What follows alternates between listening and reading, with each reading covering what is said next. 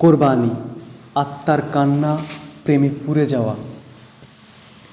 রক্ত চাইনি আমি, চাইনি পশু, আমি তোমাদের হৃদয়ের আগুন দেখতে চেয়েছি। ঈদুল আজহা কি শুধুই পশু জবাইয়ের উৎসব, নাকি এটি এক প্রেমের পরীক্ষার দিন, যেখানে প্রেমিক তার সব কিছু ত্যাগ করে শুধুমাত্র প্রিয় রবের সন্তুষ্টির জন্য?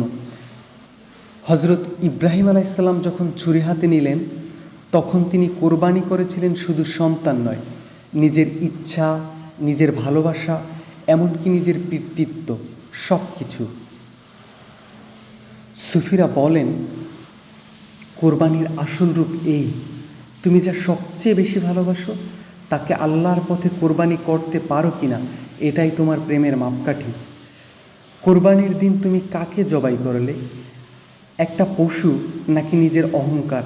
একটা ছাগল নাকি নিজের রাগ, হিংসা, আত্মপ্রেম? একটা গরু নাকি নিজের আমিকে? সত্যি করে বলো, আজ যখন তুমি ছুরি চালালে, তখন অন্তরে কি কাঁপন ছিল? হৃদয়ে কি কোনো কান্না উঠেছিল? সুফির আত্মা বলে, আমার রব আমাকে একটা পশু জবাই করতে বলেননি। তিনি দেখতে চেয়েছেন আমি তার প্রেমে কতটা পড়তে পেরেছি। তিনি জানতে চেয়েছেন আমি আমার সবচেয়ে প্রিয় জিনিস তার জন্য ছাড়তে পারি কিনা। এই তো কোরবানি। কোরআনে তিনি বলেন, আল্লাহর কাছে পৌঁছায় না তাদের মাংস রক্ত, তার কাছে পৌঁছে শুধু তোমাদের তাকওয়া। সূরা হজ আয়াত ৩৭।